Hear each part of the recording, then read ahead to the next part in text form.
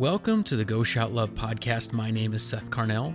Each month we feature a family who has a kiddo on a rare medical journey through pictures and videos that are blasted on social media, sharing with the world who this kid is and their impact on those around them. We also take the time to hear their story from the people that know them best, their parents. And that's what this podcast is. This month we are featuring Ellie from Litchfield, New Hampshire. She is 4 years old and loves school, music, dancing, and yes, horseback riding. She is diagnosed with RHOBTB2 syndrome, which is extremely rare, and there is too much in her diagnosis for me to cover briefly, so I will let Taylor handle that. Taylor is Ellie's mother, and she is who we are talking with today. We are very grateful to her to allow us into her home, into their lives, and to share with us everything Ellie, from the beginning to now, from the early stages of her diagnosis to her personality, to her relationship with her 2-year-old brother. You may not get to meet her in person, but you will fall in love hearing all about her. Leading this conversation is Josh Veach, our executive director of Go Shout Love. Shouting love is what we are all about, and yes, that includes our uniquely designed monthly t-shirt to support Ellie, but that also means sharing her story and this podcast. So please take a second, give us some feedback, and share this podcast with someone you know.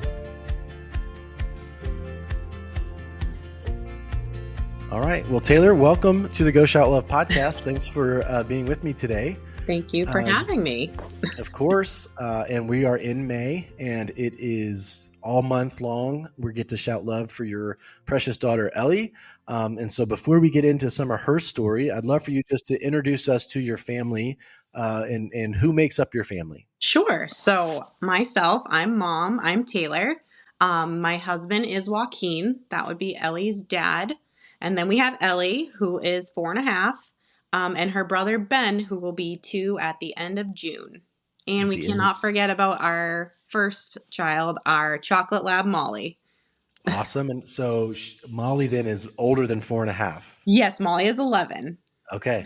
All right. Our dog. Yeah, she had, a lot of years of being the only child. Yeah. Our family's dog just turned 15. Oh, wow. I had this moment of like, oh my gosh, like this dog has seen so much of our life. Yes. And it's weird because now we're at the age where it's like, okay, 15 is getting a little old and you don't want to think about. No. Like it's weird how those pets become part of the family. So exactly. Yeah. Molly she's the one who proposed to me. She came running up to me with a ring clipped to her collar as a puppy. So that's awesome. It was, she's seen us through, all of that's it. That's awesome. That's so great. So Taylor and Joaquin, Ellie's 4.5, and Ben is 1. He'll be 2 in June. Yes. And then Molly's the oldest. Yes. And has seen it all. Yes. That's awesome. That's great. Tell us a little bit about your family, like what you guys like to do for fun. What does a fun day in your family's house look like? A fun day in the house. I mean, it depends. So Ellie does get to go to preschool. She goes Monday through Thursday mornings. Which doesn't sound like fun to some people, but she knows when school is coming. She can tell. She sees her backpack at the door. Like as soon as breakfast, she starts signing all done breakfast, like no matter when. She actually doesn't even really eat breakfast anymore because she's so excited. She gets on the little bus that comes right up to the end of the driveway. She waves right to her bus drivers, Marie and Michelle, and she gets on the bus and she goes to preschool. And I mean, that's just like a weekday fun day for her. And she comes home. Usually we play outside for a little bit. If it's, the weather's getting nicer. So we'll just run around the yard, throw rocks, throw dirt. She just follows her brother around and that's what he does. So she does it too.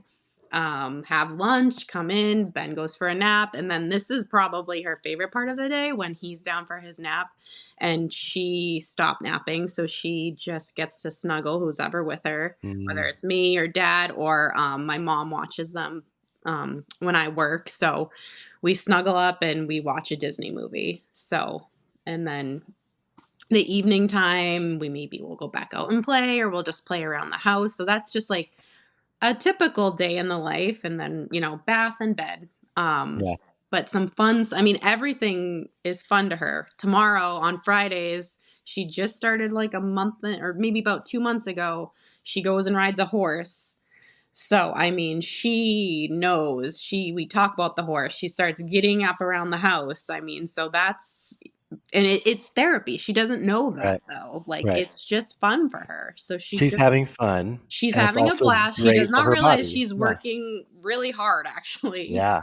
And it's a lot of hard work on her. But so she does that. And then it just depends on like last week she had school vacation. We went to the zoo for a day. We have annual Mm. zoo passes, so we do try to do that quite a bit. Actually, and then actually my father-in-law came to visit, and he's from out of town, so he ended up just getting a hotel room so that we could use the pool because he Oh, knows yeah. we love to swim. Yeah. So those are fun things that we do. Go to a lot of playgrounds. Awesome. On Saturday, her horse therapy place is hosting like it's called Ironstone Farm, and they're having a derby day for the Kentucky Derby. So it's like a whole event that helps go to the horses that she rides, and it's going Oh, to that's be a awesome. family event. So, we try to Does do she get to things wear a like hat? that. Yeah, I know. I thought of that actually. I was like, she will not leave one on, but I'm like, I know. So Play yeah, some so we bets? just it just depends on, we love to go to the children's museums. We try to make it a typical, Yeah. typical life. Yeah, absolutely. Well, tell us a little bit about Ellie's personality. What makes her tick? Ellie is very silly. She's very, very happy. Very happy. If she's like fussing or crying or something's wrong, you're like, oh my goodness, like something's really wrong because everything makes her happy. Everything makes her laugh. I mean, she just, even, they were telling me today in school, so she has been using, we're not sure fully how much she like really gets it, but she does use an AAC like eye gaze device, and she seems to really be catching on and trying to communicate through there. But I mean, they said she was sitting at circle time today, and I mean, the teacher was talking maybe like I think about the weather, which was like not a funny topic, and she just loves to look at her, like she's like the class clown. She looks Yeah. at her device and looks at it. It says ha ha ha, and she looked at it and then she starts laughing. Like she's just funny, and she Yeah. knows that that's funny. And she runs around. She just kind of screeches and shakes her arms around. I Yeah. mean, that's how I mean, she does that a Well, lot. she's gonna keep that up at school and get herself in a little bit of trouble then. I know. They were telling me that today. And then she had a big smile as they're telling me, like, yeah, I Mhm. did that. Yep, I that's me. basically interrupted the class Yeah. just to make a joke, on my talker. But Oh, that's obviously it's funny. even funnier because it's like, it's the AAC's voice and, Right. not her voice. But then the fact that Oh, that's she great. laughed doing it. Yeah. So yeah, Oh, man, she that's just, great. I mean, she gets excited. You just, you drive somewhere, you open the car door and you just see her looking around like, what are we doing? Where are we going? Yeah. She's very curious. Yeah, she's like today she stopped and picked up like just the smallest little thing off the ground and she's just investigating it. And it's just really neat because for the very longest time, I mean, she really explored everything with her mouth. So we had to be really careful. But more and more lately, she's realizing that, like, I can use my eyes, I can use my Mhm. hands, I don't need to test it. So we're Right. able to give her a little bit more freedom to explore. And it's just neat to see her kind of, That's awesome. really just starting to really run and yeah, I think her brother Ben has really helped her kind of Yeah. in Yeah. that sense of watching him explore the world. She Yeah. watches him and just has really changed in the last year or so of how she That's goes cool. about, everything. Yeah. Awesome. So tell us about Ben. What's his personality like? Oh, he's the boss. He really is the boss. Ben is, yeah, almost two and really finding his voice and has very strong opinions. This from the second you're awake, go. So he tells you what he wants to eat. He drags your hand to the pantry, even though he has full capability of getting it himself. But he wants you, and then sit. Mama, sit. Mama, sit. He wants you to sit with it. Sit here. Do this. Do that. Mama, go. no, like very loudly, just a rough, like just all boy, just water, dirt, rocks, just Yep. wants to, well, just like throw sand for an hour. I mean, he's just so funny. But on the flip side of it, it's very interesting. And I just don't know if he's just like, he's very smart. He watches everything. And I don't know if he just sees how we treat Ellie, because we've never like, I mean, he's too young to really understand it from Hmm. our perspective, but he is so gentle with her for being so rough in his everyday life. I mean, he just comes up like and he sees us brushing her teeth. He comes over, he wants to brush her teeth. He Mm. brushes her hair. I mean, the other day he came up behind her. She was like eating a snack and he kind of like cupped the back of her head and like brought the drink of water or something up to her mouth. Like, just like, it's really, really neat to see. And like, if she does cry, he gets very concerned. Elbow's sad. Yeah. Elbow. He calls her Elbow. Uh, That's his that's awesome. Elbow. And Elbow's sad. Elbow's sad. Oh, Oh man. Elbow. Elbow's sleeping. Like, oh, Elbow, do you need to go take a nap if you're Yeah. sad? Like, just he really takes care of her and Yeah. really is just so very I mean, they have their moments if like Sure. but for the most part he just treats her like this little It's like he's this got his little personality of yes, doing his own thing, and then there's this nurturing element that is yes, just like shift exactly. mode into elbow mode. Yes, yes. That's so He cool. just really treats her like this little doll. And like, even though, she's the big sister, he really at such a young age has just been so, yeah, nurturing and comforting to her. Yeah. And Yeah. he just loves her. I mean, it's mutual, but he is just like, and even like I actually had shared this like an Instagram thing recently, like I just have to run into Lowe's. I'm like, I want to run into Lowe's, I need to grab something really quick. And I make the mistake, open the car doors, oh, they have like the John Deere lawnmowers out front, and tractor, sit mama, sit. I'm like, oh my gosh, okay, this is gonna be a little bit of a more of Mm. a trip. But I did. I let him. Okay, go ahead, sit there. I put her in the cart, and that wasn't good enough for. No, Mama, elbow sit, elbow Oh, sit. Like, he wanted her to he sit on the wanted mower to too. make sure she got to Yeah. sit too, and he wants her to be involved in everything he Yeah. is, and it was really, really. I'm like, okay, buddy. Like, he just couldn't understand. Like, why wouldn't you just put her on one? Right. Like, doesn't Yeah. understand. Like, well, we really have to treat Elbel like very gently. Yeah. You know. What a cool though, Yeah. like there's this embedded inclusion element that he Yes. just already has. Yes, And it's exactly. like, I mean, as a Right. mom, I'm assuming that's got to be a really great feeling to know that as Yes. he grows older, that is already Yeah. like Like, in his DNA of like, I'm going to take right. care of my sister. And I'm like, this is not something that he's not two yet. Like, we've not had Right. conversations with him. We just, and in the moment I'm like, oh, overwhelmed. Like, okay, we're in the middle of Yeah. the parking lot. I just want to run in. But I really paused in that moment and just thought, like, how cool is Yeah. Man, this? that's awesome. Really kind of took a step back. Was like, you know Yeah. what? Like, yeah, let's just sit and enjoy these for a minute. And Yeah. you want to enjoy it, but you want to make sure your sister enjoys it. Yeah. Man, that's such a great lesson for anybody listening, Yeah. regardless of whether you're a parent or especially if you're a parent or even if you're, don't have a child on a rare medical journey. The idea of just taking these little moments and being present and soaking in that moment. And it's so hard to do that sometimes. It really is. And so, Because, yeah. I mean, there's the common phrase of that the days are long and the years are short, and you just like, you wake up and you're like, man, where'd those days go? Where'd those years go? And you would give anything to go back and, like Facebook memories are like the prime example of like, oh my gosh, like Seriously. what happened? Yeah. What a great moment. So tell us a little bit more about Ellie's school life and what that looks like in terms of her classroom makeup and the other kids and her interaction with them. So Ellie goes to preschool. She goes 4 mornings a week. It's like 8:30 to 11.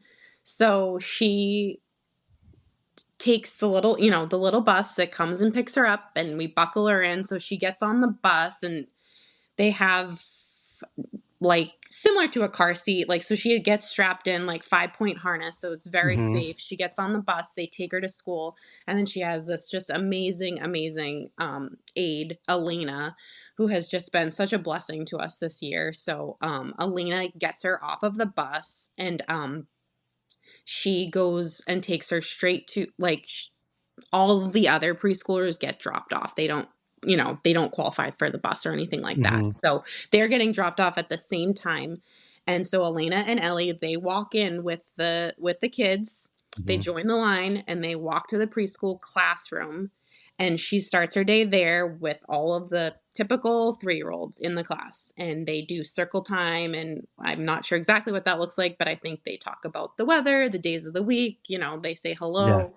They do all of that kind of stuff. And then it just depends on the day. So she gets all services there as well. So I think on like Monday and Thursday, she has her speech and OT. And then Tuesdays and Wednesdays, she has PT. So just depending on the day of the week, I believe she then goes and has her services, and then she continues to the special ed class.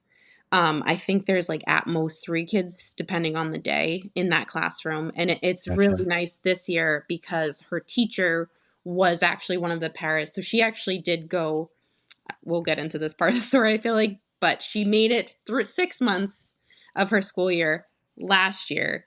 So she did go to some preschool, kind of like September 2022 to March of 2023. And so her teacher this year was one of the paras in the classroom. So already kind of knew Ellie. Yeah. And so then they go there and she just gets a little bit more one-on-one focused, like they mimic circle time. So what they talked about in circle time, they'll just spend more time working on in the classroom, or Gotcha. just, being able to navigate the classroom in just a much smaller capacity. Yeah. They usually will do whatever craft with her.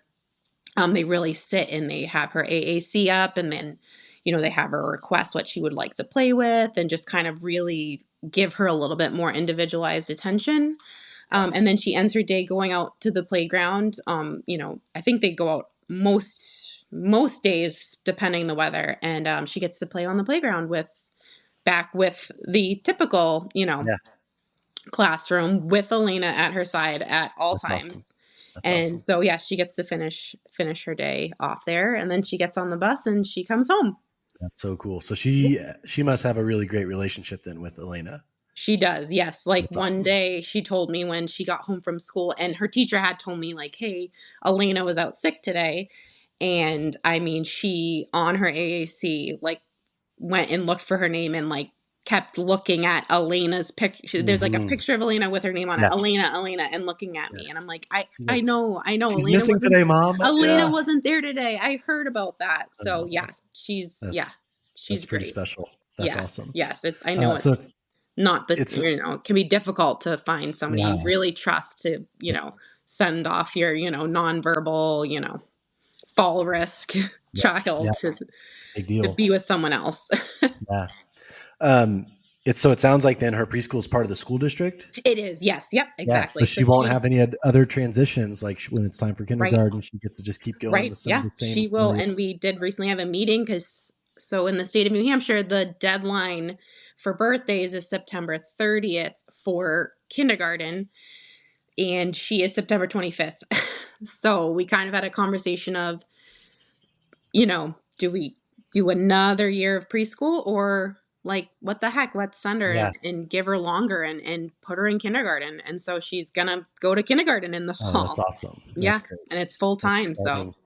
Oh, that's exciting. she loves it. Um, That's how, if she, yeah, just showing how excited she is about school. I just think yeah, she's ready for that transition of just being at school a little bit that is longer. awesome. Yeah. So let's get into her medical journey a little bit. So tell us, when she was born, or at what point did you like start to pick up on, hey, Yeah. So something's, basically, I mean, I had a very, very normal pregnancy, a completely normal delivery with her. She came late. I got induced, but that was like really the only thing that happened. So she was born at just about 41 weeks. completely healthy newborn, like ate, slept, she rolled over. I mean, I like at 3 months, like, or between 3 and 4 months, like totally no concerning signs, nothing like developing, started eating between 4 and 6 months, like solid foods, Mm-hmm. no issues with feeding ever, no issues taking bottles, nursing, anything like that. And then I would say she started to sit up. She like on time, like between seven, right around, I think I saw pictures recently. She was about 7, 8 months sitting up, but just definitely fell a lot. And like now that I look back at pictures, like sat up, but like had this kind of slumped sit up. Mm-hmm. Something that does stick with me is that I remember too, like, you sit your baby on your hip, like once they're big enough, just kind of like, and I just like it, and I have lots of cousins, I babysat a lot, like she just didn't feel right on my hip. Like, it's hard to say exactly, but I'd sit her on my hip and it just felt like she didn't seem to like kind of wrap her like chubby little legs Yeah. or anything around me. Like, okay, that was like maybe the first thing that I was like, she never sat right on my hip, but it's like I Yeah. can't put my finger on it. And then I'd say right around 9 months when she was like starting to maybe try to pull to stand, I mean, her feet just like went out at these odd angles, and that's when she really would fall and fall and fall. And so, we were at our 9 month pediatrician appointment and she was like, I see what you mean. Like, why don't you go see ortho? Which, okay, sure. She's like, I don't know what this is. Like, but yeah, you're right. Like something, why is her feet kind of basically turn out? Like she looked like this little ducky walk. Like, Right. why are her feet turning out like that? Ortho's like, this baby's not ready to walk. Like, don't push her. They maybe did some I think they maybe did x-rays of her hip. Oh, those are normal. Like, she's totally normal. You're fine. I just, and you just have that, you really do like have this instinct of like, I don't think though that like, I just didn't trust it. So I just like went ahead and I made a referral for her for PT. I'm like, you know what, maybe that's the avenue. I'm like, on research, I'm like, I think she needs these little ankle braces that like, Yeah. like for the way her feet turn out, like maybe that's all she needs. Like something's just not quite right.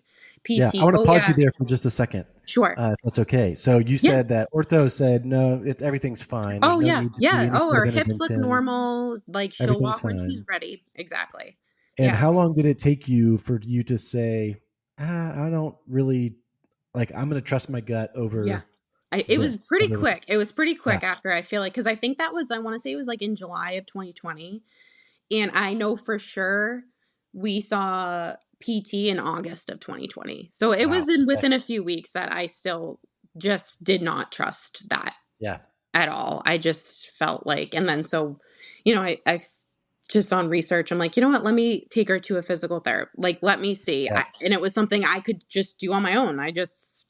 Hey, let's go get her evaluated. Yeah. And they did, and they said, oh yeah, like her feet are pronating. They kept, pronating out, but that was oh yeah, I think you're right. Yep, we'll put her in these little SMO ankle braces. Like that'll be, yeah, we'll just get her feet straightened out, and then she should be walking by her first birthday. Oh, okay, sure. Ordered the SMOs, put the SMOs on, continue PT, like, okay, she's not, she was crawling. I think at that point she was crawling, so, and was again pulling to stand, but falling, and just, I would Mm-hmm. say by January of like, I think, I can't remember if she was going 1 or 2 times a week to PT at that point. Like, okay, like, we're not making much progress. She's like not close to walking at all. Yeah.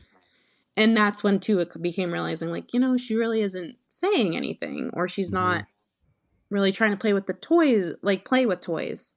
And I will actually jump back to say at the same time that I went in for a PT eval, I also contacted early intervention who did a Zoom intervention. Cause again, Because you're mid-COVID. this Yeah. is 2020. Like no one's coming anywhere near anyone's Right. house. And again, very quickly they told me, oh yeah, she looks great. She looks fine. Okay. Mm. Okay. I'm crazy. That's great. Like who wouldn't want to hear like, oh yeah, there's nothing wrong with your Right. child. Yeah. Yeah. Um, and then I'd say January, February, like a different PT came into one of her sessions and was like, I'm starting to get a little bit concerned. And this was the first time this had ever been told to me about her low muscle tone. I said, no one had ever said a word that she had low muscle tone. And again, Yeah. she wasn't super floppy as a baby, and she was meeting some milestones. Like, now I know for sure what low tone looks like, but at the time, like, Right. no one had told me that she had low muscle tone. Right. And then when you do research, it's like, okay, well, low muscle tone or hypotonia, like, that's a symptom of something. You don't Right. just have low muscle tone. Like, so that's when, this PT decided, like, I mean, and she felt very strongly that it was, like, actually pretty significant, that she Yeah. asked my permission. She called our pediatrician that day and said, this child really needs to see neuro. Like, I really think she should be seeing neurology. I think there is definitely something going on. Yeah. And so our pediatrician called, and again, this is now like still the winter. Now we're into 2021, but like we're still seeing COVID. And so they're Right. like, okay, yeah, we'll schedule a Zoom appointment. And I like think our pediatrician was so great. She said, no, you need to see her in person. So I think that we had first seen neuro in March of 2021 in Yeah. person. And, they said, yes, she has a little muscle tone, but, they felt like her vision was fine and she reached for things. And, I don't think they were overly concerned about the lack of development in her other areas at the Right. time. So they said, okay, keep doing the therapies, but I think, like, let's go ahead and do a brain MRI. So they did. Okay, well, that's normal, but she's still not making any progress from this point on. And so Yeah. that's when we started our genetic journey of, okay, well, yes, low muscle tone can be, involved in a lot of genetic conditions. And so, I mean, long story short, for the year of 2021, first saw neuro in March of 2021. And then in November of that year, we got her results back finally Mm. through a series of testing. I believe there was, I honestly cannot remember. There were 2 levels of testing. The first, how it was described to me, like the first level is like, think of your body like a book. So the first level just looks to see if you have every chapter of your book. Mm-hmm. And so she had every chapter of her book. And then the second level, the little bit more in-depth version of her genetic testing, like looked at all the words and all the letters in the pages. Right. And that's where they found this, super, super rare Yeah. genetic condition called RHOBTB2 syndrome. So I get a Yeah. call from genetics that says, yes, it came back. We'd like to schedule a Zoom meeting to talk about it. This is what she has. Don't Google that, though. Right. Just wait until next week when we can tell Yeah. you all about it. Yeah. So, Yeah, that is a common phrase that we hear when talking with families is this is what it is, but you're gonna see the worst case scenario the moment you type it into a search engine. So don't do that. exactly. But of course, most people I have met some families that said no, we actually didn't do it. But most people will actually, I don't even think that the call was ended, and I was yeah, of course, in the Of course. background, like, okay. I do want to pause and recognize something that I think is cool from my perspective, because in talking with a lot of families, everyone has experiences with medical professionals, like a variety of types of them, specialists and pediatricians and therapists and all these different types. And their experiences always range. They have some that are great. They've had some that are terrible, but it's really cool to me that in the story that you just told, there were 2 cases in which people stepped up and advocated on behalf of Ellie and for you, for helping amplify your voice. One being the PT Right. staff that said, not only I think something's going on here, but let me communicate my concern directly to your provider and the Yes. pediatrician, and then the pediatrician turning around and saying, no, she needs to be seen in person. Yes. Yeah. There are enough bad stories that we hear where those medical professionals didn't live up to or expectations, or it was a negative experience. And I think it's worth noting those types of professionals that step up Yeah. They really, yeah. and do that, because it's in an industry that's so, whether we want to believe it or not, is so business driven, for there to be evidence of these people are, most of them are genuinely in it because they care about the people that they're serving, and it's about patient care for them. And so anyway, I just wanted to Right. No, recognize that those are, I will always say, Allie and Dr. Fitzgerald, really kind of gave that push. And, yeah, they were great all the way through. yeah. So then let's jump to you hearing about the syndrome that you were not supposed to Google. Um, what was that? What was that first impression as you were Googling and reading up on it? I mean, you just get What were you this. finding out, and how did that make you feel? Yeah, first of all, the fact that they say, yes, something came up, like that alone, you're like, oh my, even though you want an answer to like, why isn't my child progressing? You you don't want there to be any, like Kind in of some a cases, bittersweet moment. it's exactly like, oh, okay. And then you want it to be something like, oh yeah, they catch up, or whatnot. Like, oh, it's Or very there's a minor. clear It's very playbook minor. on what we can do. Yeah. Yes, or yeah, you can fix that, or I don't know. You just Yeah. get this cold feeling just in your body, and your just heart drops, and your stomach drops. And I will say too, before I even Googled this, I, I was 12 weeks pregnant with Ellie's brother at the time. So that, before you even go there, like, oh, there's a genetic problem with your child, and knowing you have another child that you're currently growing, and you don't know if you're unknowingly passing something on to someone. At the time, we didn't know anything about this yet. So Right. So that's you're at just that the point, things that you're, are going through my mind are like, oh my gosh, I didn't wait. I didn't wait. I didn't think something was going to come back. I didn't think she would have a genetic problem. So we went right. ahead and hadn't tried to have another baby. And, are we about to do this to another child? Yeah. So, I mean, so initially you Google that syndrome, and there's not a lot of information at all. There's maybe 2 or 3 articles that pop up, and it tells you that there's about 12 kids in the world with this. Hmm. And in the part that was difficult for me was that one of the very signature, kind of things with this condition is seizures. And I'm like, well, okay, like, you don't want to believe it. Well, my child's never had a seizure, so they can't have this. But it tells you, they'll have like the brain MRI might be normal, but they're going to have seizures. They have like, these developmental encephalopathy. They'll never speak. Most of them never walk. A lot of them might never eat. They'll be severely kind of like disabled, or intellectually, Mm-hmm. disabled. And then there's another component to it too that says they can have this thing like this movement disorder, where they get these really painful, like kind of like this dystonia is what they'll say, where Mm-hmm. like their muscles might contract and they have no control over it, and it's very, very painful for them. And that's it. Okay, like, basically get an EEG to check your brain waves and do therapies, and maybe treat your seizures, but that's what we know. That's it. Yeah. This gene was just discovered in 2018.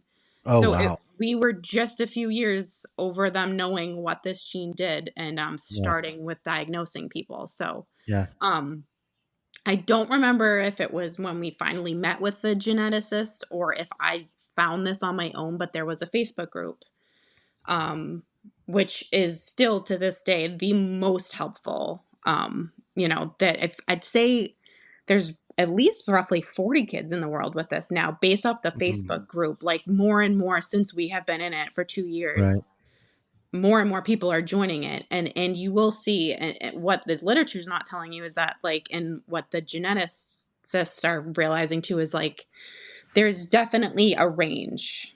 Mm. There's a full range of what the kids kind of do, but mostly I think most of them have had or have some form of seizures, and most of them, if not all, are. I have a difficult time. I'm not sure. I still don't know what terminology I prefer to use, whether nonverbal or non-speaking, or Mm. I'm still playing around with how I like to view it Yeah. too, and that's just like my personal thing. But I mean, I think I like to say that Ellie is non-speaking because she's very verbal in her own way, and she's Yeah. very expressive, and she's very communicative with Right. very to no words. So, Yeah. but that seems to be a signature thing. And then, so most of the kids have, from very, very early on, like months old, had many seizures. So a lot of them actually did get diagnosed, I think a little bit younger than Ellie, except for the ones that they didn't know what they had until 2018. And there are Yeah. definitely a handful out there too that have had, seizures and Yeah. been disabled or delayed and whatnot, and intellectually, however you want to term it, Yeah. and then finally got an answer. And so again, that they were basically left it as, because it's a range and because she's never had seizures, her brain hopefully can progress a little bit more than the people who had seizures from an early age. And, Hmm. Ellie will tell us what she's going to do. And I do think that's how they signed it off. Like, she'll Yeah. tell us what her life is going to look like, She's kind of writing basically. her own story. Yeah. Exactly. So we're just going to let us know. Yeah. So is it, in this case, when it comes to the spectrum of how things are presented, does that stay pretty static for that child, for that person? Or is there progression where as things go on, you might see some things happen, or is kind of where she is right now, where you kind of expect her to stay? So we still don't really know, because and this is learning through the parents. Like, some of the parents have recently said, like, oh, my child started talking at 7, or, and I know that, like, there's just questions about speaking, or like, Yeah. or even like potty training has been one. And people say, like, oh no, we were able to do it. We were, Yeah. like, they have some words, or like, yes, they were like 8 or 10, but like, we have seen, kids Yeah. can make progress, Yeah. basically. But they can also regress. Gotcha. And so I know, like, specifically, like, one little boy, I think he was actually like on more of the mild end, and he developed, not until he was like 4 or 5, the movement disorder piece of this disorder, where he loses control of his body just spontaneously. His arm locks up. He cannot speak. He can't even, he stops being able to eat. Like, and it really varies on the timing of, how long these episodes, or when these episodes are going to happen. So, we don't know, like, and they don't know enough. And actually, we did get some, like, really exciting news just a few weeks ago that there is a doctor out at Stanford who is at least showing interest in this disorder, and he is starting at least a registry so far, a registry of all the kids with this syndrome, and is really going to start researching it. So It's awesome.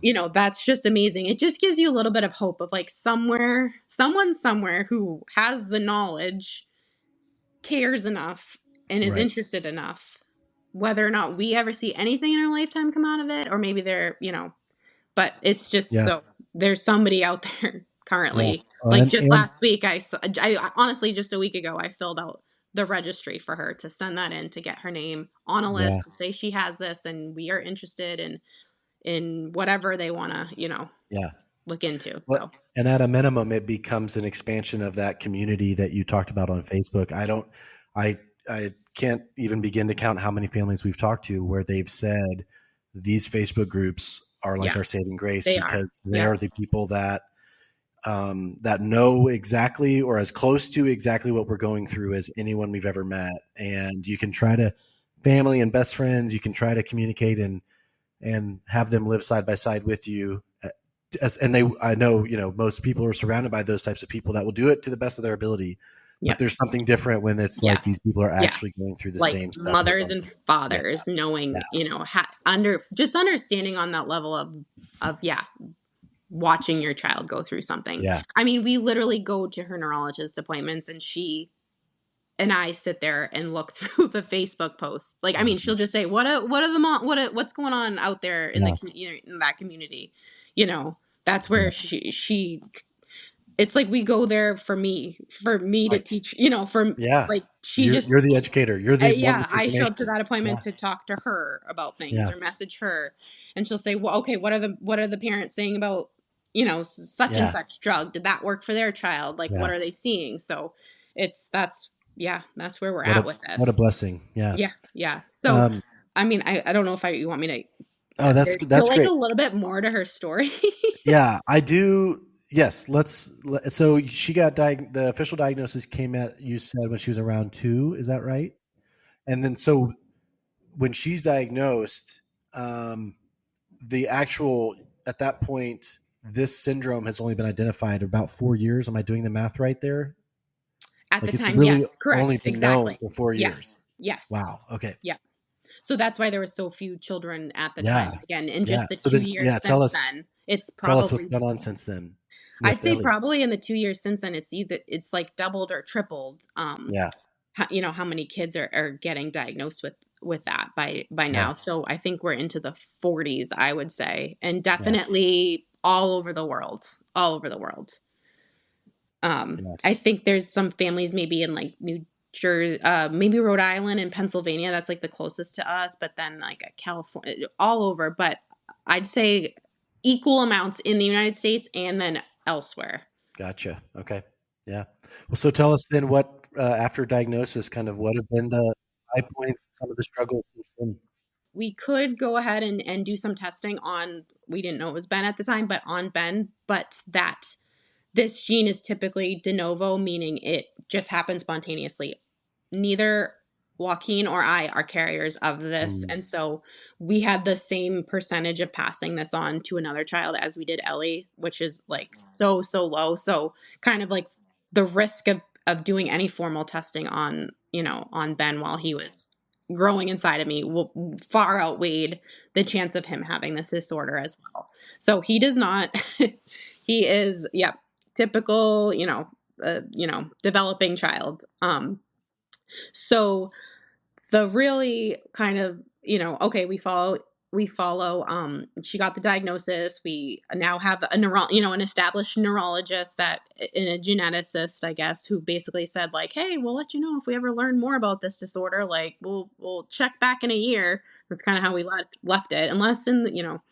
And they scheduled her like a 1 hour EEG just because of the huge seizure component of her disorder, but that was pretty much like inconclusive, or she wasn't like having seizures that we saw in the 1 hour she was on it. So we just kind of went about, continued doing therapies. She was progressing because, I mean, at that point, she did finally start walking. I should backtrack, like around just over 2, just before her diagnosis. We got her into speech. We got her into OT. We just kind of like, you know, lived life like a typical family, except she went to therapies, you know, a lot. And then yeah. we had Ben. And then I had the 2 kids. And it was like, oh, this is kind of hard. And my husband was home for, I think, a week. And then, okay, goes back to work. Like, okay, I got this. I'm home with the 2. Well, I didn't have it, or I mean, we were getting ready for Ben's 2-week doctor appointment, and Ellie climbed up the stairs behind me, and then for whatever reason, at the top step, she just kind of paused, and I was like, "Come on, let's come up because we have a gate. Like, we shut the stairs. Like, we don't mess around on the stairs." You know, I am like trying to like get everybody ready to get out of the house. Mhm. And she just starts kind of laughing and looking at me like, oh, this is a game, but I am holding the baby. And she turns to go away from me and she just tumbles down Oh man. the whole flight of stairs. And I mean, I am just, yeah, I can't catch up to her. I just see her, you know, she's just Oh, each one step ahead of me, ends at the bottom. And I just got this feeling in my head like this is really bad. Like this is really bad. This is really bad. I just know I feel like there's somewhere in her syndrome that like we have to be really careful about shaking her head, about bumping her head. Just like there's been instances of kids having these minor head bumps and really mm, like so but she cried, but then she kind of just popped up and started to go back up the stairs and I'm like, okay, but I called my husband specifically and I'm like, I don't feel good about that. Like she just Mm. barrel rolled down all of our flight of stairs. But she, again, okay, she cried, she got up. We went back upstairs, we shut the gate, we got all ready, she ran around, I think, and then we got in the car to go to the pediatrician's office. And it's not very far, it's 10 minutes away. We were at a red light waiting to turn in there, and I looked back and she didn't look good. Oh no. She looked terrible. Her face was really flushed. She couldn't keep her eyes open. She wasn't really responding. So I just fly into the pediatrician's office with both the kids. I get her in a stroller. I'm like, Because you're there for Ben's appointment, we're right? there It's for Ben, his 2-week yeah. weigh-in and whatever, his checkup. And I just fly in and I'm like, I'm so sorry, but like the baby's fine. Or can you please look at her? And so we're in a room and she's in her stroller and, they're like, check her temperature. I don't even remember exactly.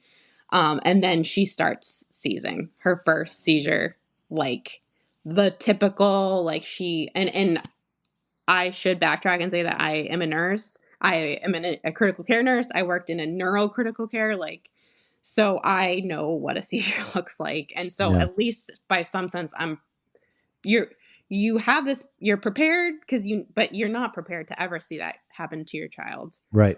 So, she closed her eyes rolled back, closed her eyes, starts smacking her lips, and then goes into like her whole body full shake. And at this point, they had stepped out so I am like alone in this doctor's office with my infant screaming because he's starving and my toddler seizing in her stroller. And, so, I run out and somebody just grabs the baby and they're like, at this point, I'm like nursing him. I'm like, give him a bottle. Like, I don't even care. I'm like, I can't even think about that child right now. And, she just keeps seizing and they call 911. And now I'm there by myself with my 2 kids and they're looking at me and they said, well, like, we can't take the baby in the ambulance. So we have to take her and you have to walk out to your car and you can meet us there. Like you can't come with us basically. Right. And so, they just, off she goes. And now I'm just running out with my newborn and just flying, do you know how to get to the hospital? And, yeah, sure. Like, I'll figure, I do know, but like at the time, like, no, I don't. And they're looking at me like, should you drive? And I'm like, no, but I have to go. I have to go. Yeah. So I just race to the hospital. I run in and, they have this like social worker meet me and I'm like looking at them like, oh my God, I feel like this is bad. And then they take me to this like little side room and I'm like, oh my, I feel like this is the bad news room. Like what is happening in here? But actually they were like, we don't want, like, you have a 2-week-old with you and this is a disgusting emergency room. We're trying to give you a private space to put him. So, but they, come in, yes, she's still seizing. I think we're going to have to put a breathing tube down her to oxygenate her to get her to stop. Again, I know all of these things from work, but not for my child. I'm like, I understand. Okay. My husband's on his way at this point. My sister's on his way at this point. My parents leave vacation in Maine at this point. Everyone's coming, but I'm still alone. And I still have a baby crying who wants to eat.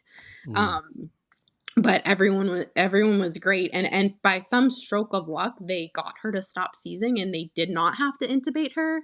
But they treated her because they heard, oh, she fell down the stairs. They took her to CAT scan. They really thought. And in my mind, I just knew, I said, like, no, like nothing's actually going to be wrong. Like nothing's wrong. This is her syndrome. This is her syndrome showing us, more like what it can do and what it can look like. Yeah. So, but then. So do you think then, and maybe I don't want to jump ahead, does that, like just that little bit of trauma in that fall, is it triggering then the symptom that's just kind of like sitting there dormant and then it's like, yes. And that has now, so since that occasion now I'm like 2 weeks postpartum. Oh, Mom, you have to get in this helicopter and fly to Boston now with this child. Oh my gosh. Leave your baby. And because your husband, weight limits and whatever, you're the only one that can fly with her. I'm like, oh, okay. So, that whole experience was just, never mind being a postpartum mom. But so that time I will say, luckily, she woke up. a few hours later. We got her to Boston Children's. They put her on EEG. She wasn't having any further seizure activity. Again, she never needed to have a breathing tube put in. And by the time we were moving up to a room, because they definitely planned to keep her overnight, she woke up and she was Ellie. And she was And this, you're saying this is a second incident then? now this is the first incident. Oh, still the first one. This Okay. is still the first incidence of this. And so, but that time, okay, she woke up and she was fine. And by like noon the next day, essentially 24 hours later, we're discharged home. Except now we're on an anti-seizure medication and have a rescue medication should this happen again. Okay, go ahead along, have a check-in sometime, maybe a month later. And then I think over maybe in December or something like that, like, okay, yep, keep her at this dose. Everything looks great. And then March of 2023 hits. And so now we know, okay, but again, falling down an entire flight of stairs seems like, a reasonable amount of head trauma that would trigger this. So I work night shift as a nurse. I was due to work for a weekend. I work Friday night, come home Saturday. I will never forget seeing her in these green jammies, sitting and eating her breakfast, smiling at her, give her a kiss. Okay, mom's going to bed. I have to go back to work tonight. I'll see you later. I'm going to wake up. I'll wake up later and, we'll play and I'll see you again before I go to work. And so I wake up 3:30 in the afternoon roughly. And the first thing I I have a text from my sister, which is weird. And she says, "Is Ellie okay?" And I'm like, I don't, yeah. What do you mean? At this point I have not gone downstairs. I haven't seen her. I'm like, yeah, why? And she said, "Oh, well, Joaquin FaceTimed us earlier. She kind of fell off the couch and he was really worried about her. So and my sister's boyfriend is also an ICU nurse and he was awake. He FaceTimed us to look at her because he was really concerned. We think she looks okay. So we went ahead and put her down for a nap. I think that was the plan." I'm like, okay, yeah, let me go find out. I go down and he's like, yeah, she kind of tipped backwards off the couch and and he's like, but I kept her awake for the first incident in that July, within 45 minutes, she had her seizure. Yeah. So he's like, I kept her up for 2 hours and she was a little fussy. She seemed kind of tired, and I kept her emergency medicine right with me, but she didn't have a seizure. She didn't have a seizure. So I put her down for her nap. Okay. Yeah, totally. Yep. That sounds okay. And then, it's now 4:00 and we're and she was known to take pretty good naps. So the fact that it's now 3.5 hours of her nap wasn't so concerning, but I'm like, okay, it's 4:00. We should go wake her up. So normally we have an app we can shut off. She has a sound machine. And I mean, within seconds, she starts moving around. Yeah. Typically. We do that nothing. So I'm like, all right, I go up there. And that's when I realized that she looked like she was kind of curled up on her side, but actually her head was tilted to the left over her left shoulder. Her eyes were half open looking in that direction. And I was on her right side and she could hear me, but she couldn't look over there. And her right hand was curled up, tight, locked. She was stuck like that. So we are like, oh my God, what is this? And that ended up, 911. This is the first time, I mean, at our house, they come, they take her and she just looks bad. And again, we never saw a seizure this time that we can say is a seizure, but this time now, I mean, she has no movement. Her right leg, her right arm is locked up at her side. She cannot even turn her head over to the right. She can't turn her eyes to the right. Her heart rate is through the roof. She has a fever. I mean, she looks terrible. So another flight down to Boston Children's. This time, because her symptoms were so significant, they sent her immediately for an MRI. And they said, her entire left side of her brain is so swollen, on imaging. And so we get admitted, and this time is a very, very, very long recovery for her. We end up spending 2 weeks at Children's Hospital. She does have a few seizures within those 2 weeks that are very, very scary and very, very long. And I would say probably for almost 10 days, she couldn't do anything on her right side. Including moving her head, her eyes. It was very cute. She would still smiling through it all, smiling, but her little, like, half smile, because her right side of her Yeah. face, nothing works. They have to put a feeding tube in her because she cannot swallow. Mm. She was an infant again. She was going from running that morning to she Yeah. couldn't even lift her own head. Oh. She was full. She lost everything. Her swallow, her head control, she lost everything. Yeah. So, that was just like, oh my God.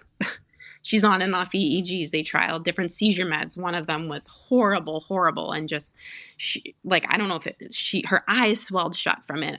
She just had just horrible. And and so then, I'm assuming then this is why you mentioned the last year pre-K. yes, Pre-K that's being why cut it came short. to an That's this timing.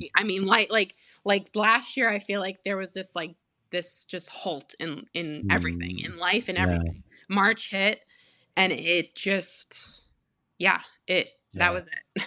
So then you said she was there for 2 weeks. She was there for 2 weeks, and so by the end of the 2 weeks, she could move her head. She started to be able to eat again. She could move her eyes. She could now swallow again. She was just starting to be able to hold her head up with some support. She was getting a little bit of her neck strength back. And I think she had some movement in her right leg. It wasn't anywhere back to where it was. And it wasn't she couldn't move her foot or her toes, but she could lift her leg up from the hip. But that right arm, there was nothing there yet. So we then went to Spalding Rehab. And she ended up spending 5 weeks there. Oh my gosh. 5 weeks working on getting her right side back again. And is that as an inpatient? Is that an inpatient? Oh yeah. So 7 weeks now. 7 weeks. 7 weeks. Man. She was in a facility from March 18th to May 5th. So we're coming up on her 1 year Cinco de Discharge Day. That's what we called it. We had a big party for her homecoming. So we are just coming up on the 1 year mark of her being home. But yeah, and this has got to be a little bit of bittersweet PTSD. It really is, because everyone's talking about Cinco de Mayo's coming up, and all I can think was preparing for her coming home last year. Yeah. So yeah, it really is. And there was many times I feel like in this time frame this year that I have been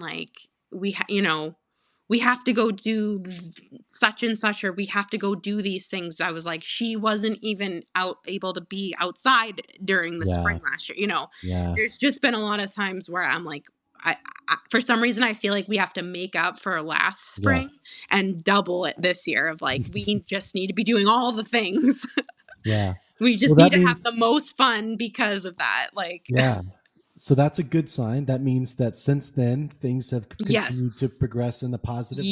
Yes. So she did leave Spalding there were a little signs of movement on her right side, but she actually still didn't have much movement of her right arm. And she worked her butt off. We left there. And that didn't mean, just because she was home didn't mean she was going to therapies most days. And I would say by June, she could kind of walk by the time we left there, but because her right arm hung so she couldn't walk unassisted. It wasn't until she started to get that function in the right arm back that she was able to start kind of walking a little bit more independently again. So I think by July of last year, she had most of her function back. And then it did take, though, quite a few more months for her to then have her strength and her stamina back. Yeah. And we did have one hiccup in October where she kind of slipped on something on the floor and fell and hit her head again. And 45 minutes later, she wasn't moving her left arm and she lost consciousness. And so, and we went in there, bring her to the hospital. And now we don't know, okay, are we here for one night? Are we here for months? What? And so luckily similar to her first ever head bump, she woke up about 20 hours later with full function, back to Ellie, could walk the next day. So that was a minor one. But I mean, literally every single day, you do not know if she's just going to bump her head Yeah. the wrong way. Like Oh, that's terrifying. every second of the day, you So don't. outside of those three Mhm. occurrences, she has not had seizures that you're aware of. No, So no. it's And always they this. don't even know. So the first one, she had a very clear seizure with the head Mhm. bump. The second one was in the hospital, like post head bump, and they think Yeah. from the swelling of that side. And the third one, we don't think she did. So we're not sure, but we don't think she Wow. has. Yeah. So the seizures kind of, Yeah. she does not have. Yeah. She is on 2 seizure medications every single day. Because her doctor is just like, I don't really, we don't know. We don't know what we don't know. And we don't want her Yeah. to have a seizure because we don't ever want her to have to lose any part of her Right. body function ever again. Kind And of we don't. precautionary then. Yeah. Yeah. Yeah. So just, she's like, I'm normally okay with letting my kids see, like, she's like, I'm an epileptologist. Like, my kids have seizures. Like, I'm usually kind of okay with seizures. I'm not okay with Ellie having seizures because Yeah. I don't know we don't know if the seizures play a factor into her brain swelling or if it's Right. all the bump to the head. Like, there's just not enough that we know. Yeah. So we just like, don't let her, don't let her seize. Don't let her bump her head. Don't let her seize. Yeah. And life's So good. obviously the pool of people, I mean, that have this is very, very small, but of those that's known, is the balance and sensitivity to falls, is that a common It thread among It's some of so them?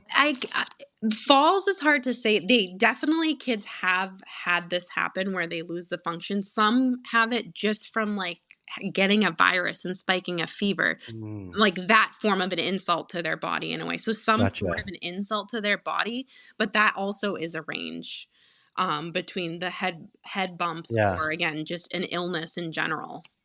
What would otherwise be considered something minor, Yeah. Yes. a variety of things can Right. trigger. Yes. Yeah. Yeah. Wow. Basically. Yeah. Yep. Mm.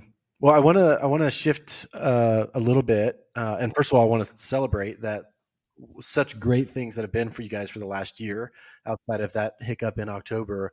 And I hope we're just a few days. We're recording this on May 2nd, so we're just a few days away from Yeah. There you go. that coming home day. Then go to So I hope discharge. you get to another celebration. Yeah, yes, Maybe due. I think that's gonna be a little extra special every single year. Yeah, that's awesome.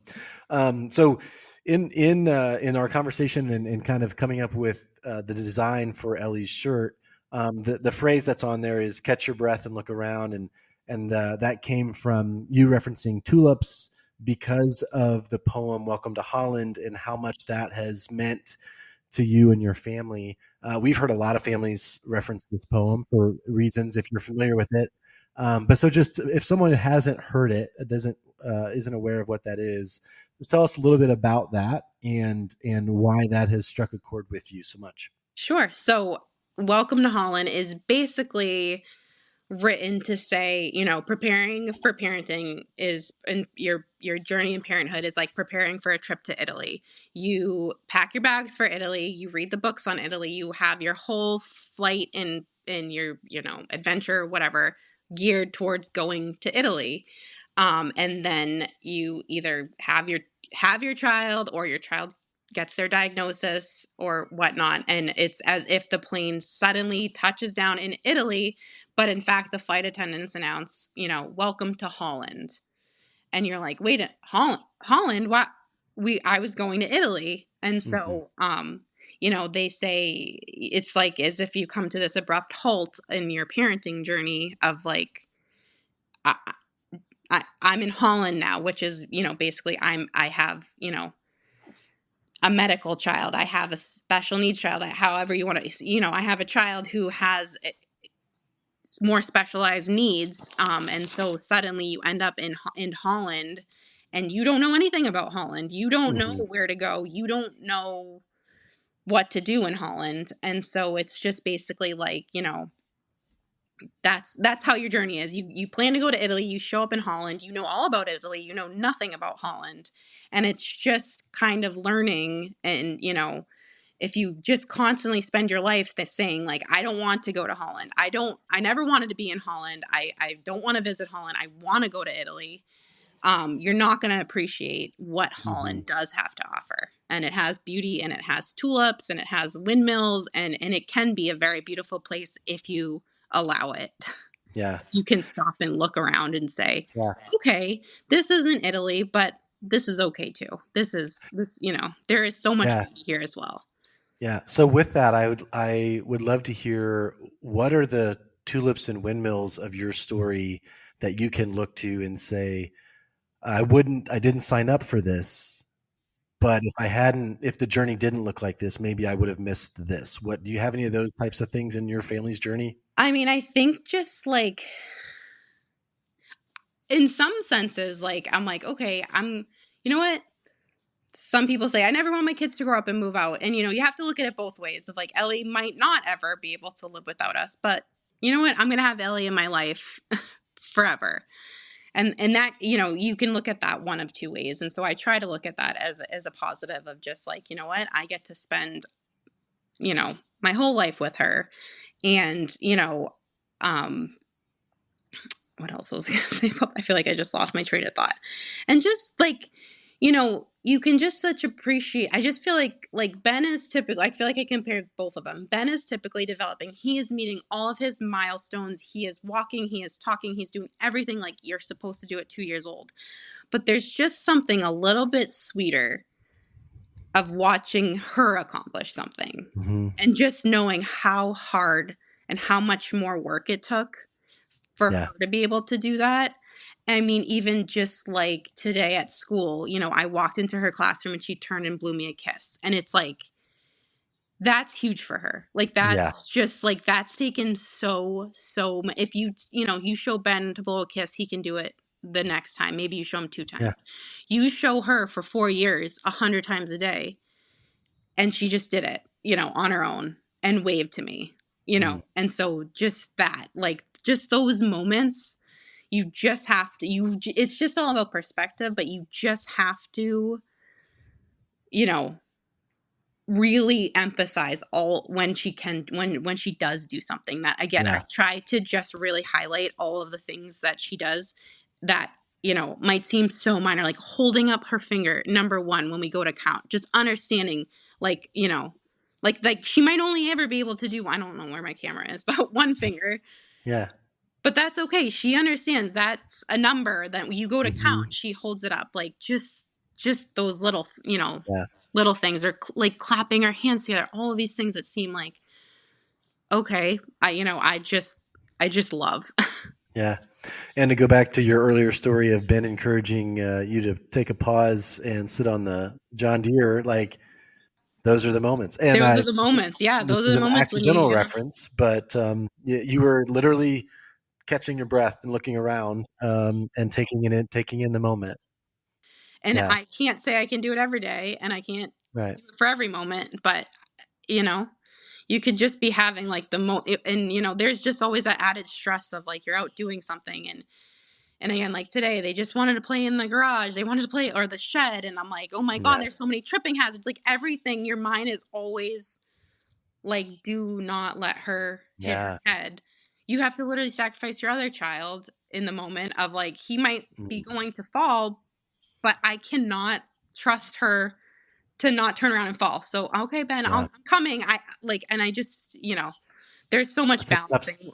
It's a tough place to be, I'm sure. But, so in those moments too, specifically when you're at this high stress and anxiety of like, okay, I'm trying to let you guys do something, but like Ellie can't, I can't, like it can be hard to be in the moment. Yeah. And stop and be like, okay, you know what? Like, just give her a second, let her have a minute, take your hand off of her. Like she's more steady sometimes than we want to let her be. And again, just appreciate that. Like both of your kids are home. You have both of your kids home outside playing together. Yeah. That's it. That's a great day then. Yeah, for sure. Well, I want to transition real quick. So you mentioned the hippotherapy earlier and how much she loves getting to ride horses. So funds, all the orders that come through the site, the Go Shout Love website during May, are going to help support that, as well as a swim therapy intensive, I believe is the plan. Yes, So tell us a little bit about those two things and why they are so important to Ellie. So Ellie has done so much physical therapy, speech therapy, occupational therapy, like in a therapy setting, which she does love that too, because she loves seeing people. She loves actually being like the star of the show. So the more people watching her, cheering her on, the better. Yeah. So, she's always done therapy in those sense, like more the traditional sense. So for her, it's like, I can't put her in dance class. I can't put her in soccer and t-ball, which is like what 4-year-olds should be doing right now. And so for her, these are her activities that she can safely do, because with horse therapy, it's like there's somebody guiding the horse, there is a physical therapist, and then there's a volunteer on her other side. They make sure she does it the safest way possible for her.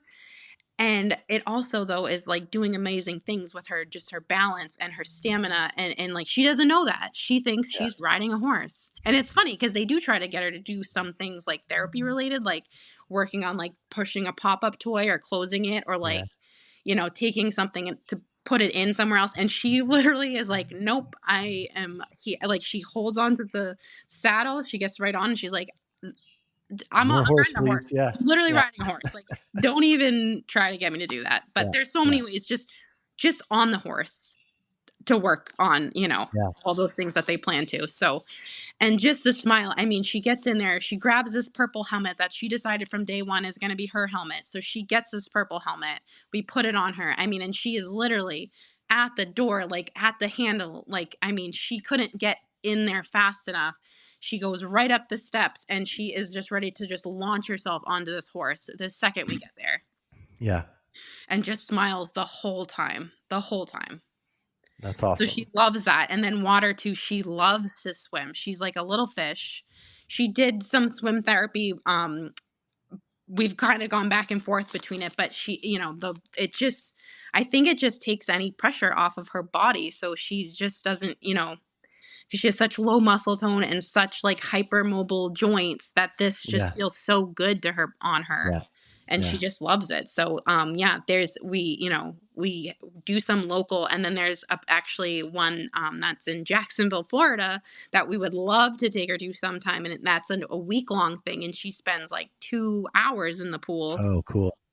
And it'll just be really cool because we know that will be something that she also won't really realize is a lot of work. It's going to be all fun for her. Yeah. But I think we'll see some great benefits from that as well. Yeah. Oh, that's awesome. That's awesome. Well, hopefully we can help make some of that happen. So if you're listening and you haven't already, and we're still in May, you make sure you go to the website and support Ellie through the purchase of a t-shirt or a hat or a tank top. Summer's coming up, so tank top would be a good choice. We are so grateful, Taylor, that you have shared your daughter with us and your family. We're so happy to be able to shout love for her in May. And I appreciate it. It's never lost on me that strangers will just hop on and be vulnerable enough to have these conversations with us and let us kind of help introduce their child to the world in the small corner of the world that we can at least, we have an audience for. And so, I know that your story, Ellie's story, is going to be a blessing to those that listen. And so thank you so much for joining me. We are really grateful. It's amazing to hear just all the characteristics that you've used to describe Ellie and her personality. I want to hang out with her. Yeah. And I want to be able to know Ellie is to love Ellie. Yeah, and it's just, I'm not a big horse person, but I would go horseback riding. Like I would I'd follow her. She'll show you. She knows now. She'll show you how to do it. Oh, that's so awesome. Well, thank you so much for your time. Thank you so much. And we're looking forward to continuing to shout love for her all month long. Yes, I thank you so much. At Go Shout Love, we do amazing things for amazing families with kids on rare medical journeys. Each month, we shout love for families through the sale of creative apparel inspired by the kids. This month's Catch Your Breath and Look Around design is inspired by Ellie, a determined, silly, and resilient girl from New Hampshire who loves her family, school, music, and dancing. Every purchase in May will go to help with the costs for hippotherapy and swim therapy for Ellie that are not covered by insurance. Visit our website at GoShout.Love to support Ellie through the purchase of a t-shirt, hat, tank, or other items.